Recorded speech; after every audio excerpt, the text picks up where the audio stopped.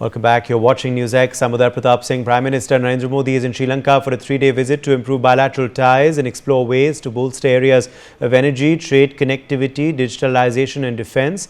He was accorded an unprecedented ceremonial welcome at the Independence Square in Colombo earlier this morning. That's not all. Sri Lanka has conferred upon Prime Minister Modi the country's highest civilian award, the Mitra Vibhushan. This award is testament to the fact that India has always emerged as a steadfast ally of Colombo. In fact, we played a pivotal role in Sri Lanka's economic recovery after the 2022 financial crisis crippled the island nation. India extended a lifeline to the country with assistance of over $4 billion US. Now over $100 million in loans have been converted to grants. That's not all. India has always extended a helping hand. Even in the past, we all remember how our peacekeeping force was deployed in Sri Lanka from 1987 to 1990. In fact, let me quickly join Robindra Sachdev, foreign affairs expert, onto the broadcast.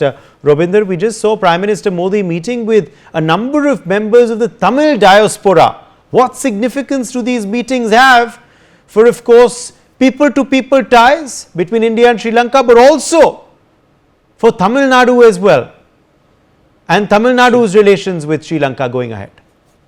Thank you so much, Uday. And let me just quickly point out, Robindra, the Prime Minister goes to Tamil Nadu after Sri Lanka as well. Oh, interesting. Yeah, sure. I mean, so the diaspora is bridging and the Prime Minister is bridging the diaspora, let's put it that way, right? I mean, in an overall sense, to whichever country the Prime Minister goes, the diaspora definitely very much looks forward and interacts and engages with them, and he also does so similarly.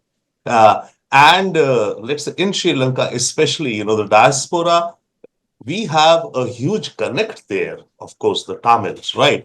But at the same point of time, this diaspora link bridge has also been the seeds of some differences between our two countries, which even now continue, right?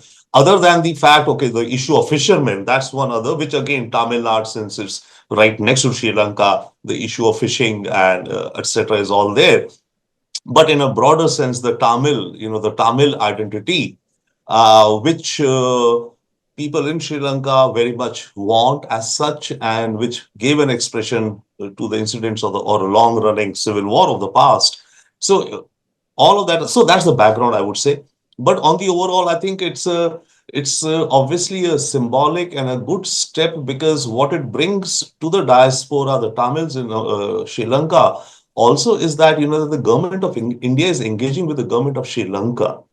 I would think the diaspora should not also be in some misunderstanding that for their reasons that the government of India would stand for them. It would on certain issues, humanitarian and a bunch of other issues. But if the diaspora kind of, takes up a cause which disrupts the sovereignty of the country, I think India, as a good friend and neighbor, would look to, tamper down those sentiments. So I think partly, a little bit is that, but it seems, I would think, to a large extent, that chapter is over in the past. So this meeting with the diaspora, definitely very good, sends a strong signal. And as you said that on his way back, he will be visiting Tamil Nadu.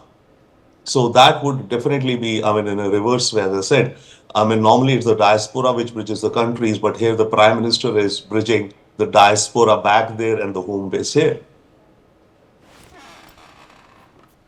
Absolutely. Let me also join, in fact, Dr. Jaideep Bhattacharya, President CDPR, into the discussion. Dr. Jaideep Bhattacharya. Now, as far as, of course, these MOUs are concerned, how significant are they? Which stand out according to you? Which are the areas of convergence and cooperation between India and Sri Lanka that are going to be focused on now, post this visit? I think the one that really stands out for me is the Trilateral MOU between India, UAE and Sri Lanka. I just can't think of a precedence like this, where three countries have come together. Rather, India and another country has got together to create an energy hub in a third country. I just can't think of any other such situation in the past. So this is really unprecedented, and it just reflects many things at many levels. It's not just an India-Sri Lanka relationship, but the fact that India is bringing its heft to bring the Middle East also into the equation. And it also showcases the relationship that India has with Middle East and particularly UAE, which is also the third largest trading partner of India.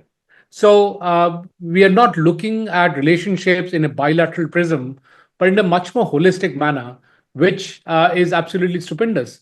Also, the fact that not only did we help out Sri Lanka in its time of need, we pumped in over $4 billion in terms of monetary support, but we also converted some of it into grants, which is a huge relief for Sri Lanka. I've been in Sri Lanka at that point in time, and it was quite a troublesome situation.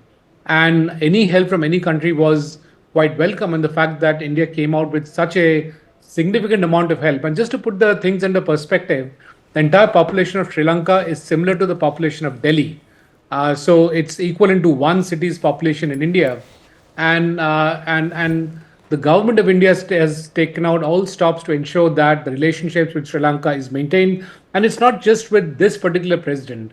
Not only has India maintained relationships across multiple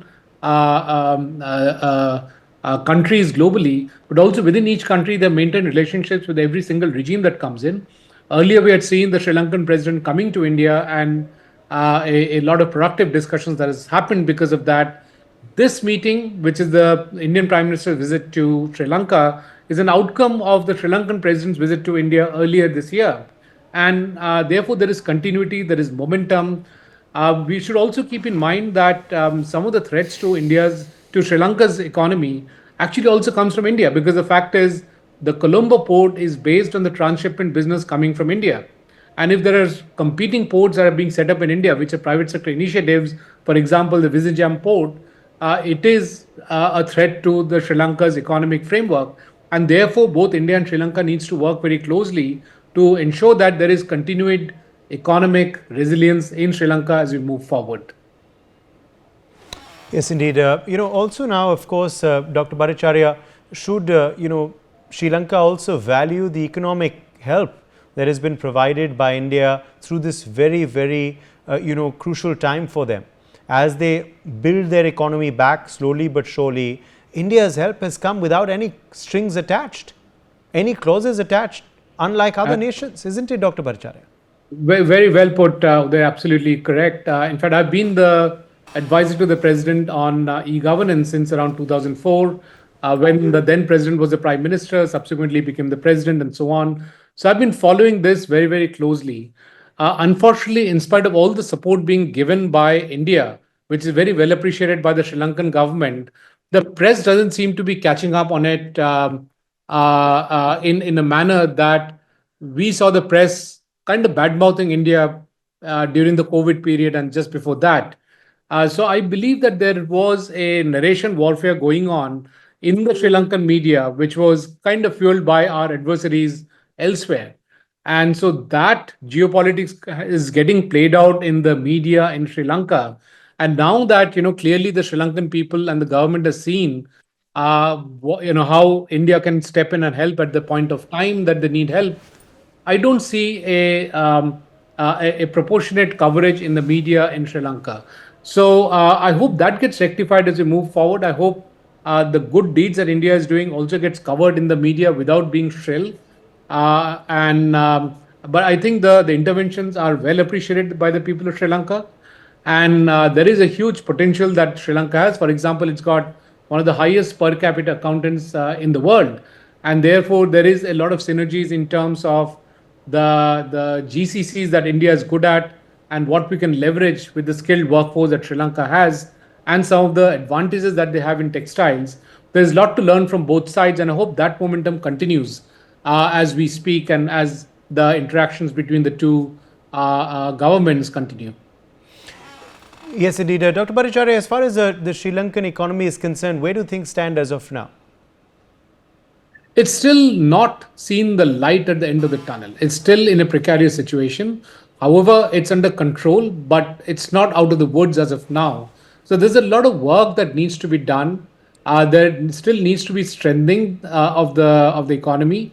Their exports are still not matching up to the amount of imports that they're needing. There is still a significant trade deficit. So a lot more needs to be done. It's good to see that the Sri Lankan government and the people are keeping their heads down and working on it diligently, not getting distracted by political distractions that was there earlier. And so they're just taking the right steps.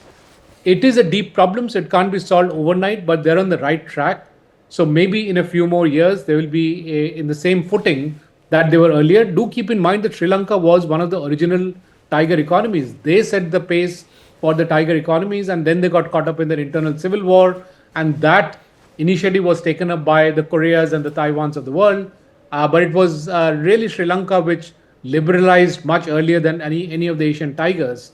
And so they have it in them to really get back on their feet and be an economic power of reckoning. For you, which of the MOUs have stood out, Rabinder, as we begin to get an idea of, which way this partnership with Sri Lanka is going to be headed, in 2025 going ahead? Thank you. One is obviously, the broad expanse of the MOUs, overall, the number of MOUs which are there. And then, of course, two stand out. One is the trilateral one, having the United Arab Emirates as a party. That was something unique and uncommon. I think we haven't seen that happen. Yeah, same here. Even I've not seen something like this in any, bilateral visits. Therein, obviously, the element is that of the UAE in terms of, fund financing. The UAE has, sovereign funds. They're looking for places to invest and reap good returns. The UAE has good relations with Sri Lanka in terms of there's a good number of Sri Lankan diaspora who work in the UAE also. So there's some commonalities out there. But overall, so that MOU, I would say, is an innovation. The other MOU, of course, which is being talked about, is about defense. Given the background of our relations, yeah, sure, we've been doing some military exercises, naval exercises, etc., with the Sri Lankans. But now, to establish this MOU, which is much wider in scope, I think kind of deepens and widens our strategic relations with Sri Lanka. So if you were to ask me which stand out, I would say these two definitely do stand out. All right, Major General Sanjay Meston, defense expert, is also in fact joining us now live on the broadcast. Major General Meston, in India and Sri Lanka, of course, enjoy a valued old partnership. We have, of course, a host of areas of convergence. How crucial, how important is this visit by PM Modi in giving a fillip to those ties? Where do you see our defense partnership headed post the signing of a key MOU in this sector as well? Uday, good evening. As regards defense cooperation is concerned, I think as part of a regional diplomacy and strategic cooperation with the neighboring countries, especially countries like Sri Lanka, Bhutan, Nepal, etc., we have been doing very well, and I think we have a significant engagement of defense cooperation with Sri Lanka. I'll just give you an example. Way back in 90 to 92, I was an instructor in the Commando Wing Belgaum, and I remember a Sri Lankan officers had come under us to do this course, and thereafter the same officer has done total 6 courses in India, including junior command, senior command, and of course the jungle warfare school in Warrington. So he finally rose to become a major general, and he commanded the special operations division in the Sri Lankan army. So what I'm trying to state is that we have an excellent defense cooperation with Sri Lanka. There are a lot of convergence, and especially as regards counter-terrorism is their intelligence sharing. All these are very, very important aspects. Now, with this visit of Prime Minister Modi, I think there's going to be more of strategic convergence. Firstly, in all these neighborly countries, especially these small countries like Sri Lanka, Nepal, Bhutan, etc., sometimes this trust factor is a very, very important issue.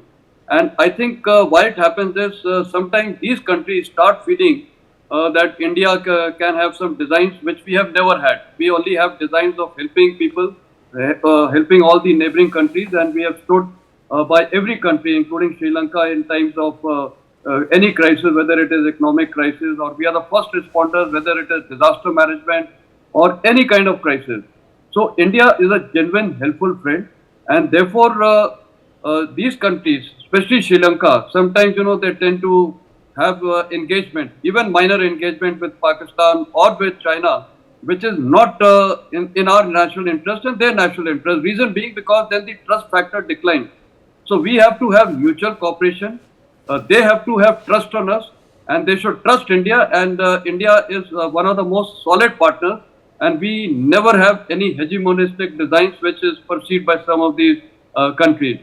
So as regards defense cooperation is concerned, we have had a excellent defense cooperation in terms of joint exercises, multilateral exercises, and especially in joint exercise we have with the army, then with the navy, and probably more things which require coordination is maritime patrolling, maritime rescue coordination centers which have already been established.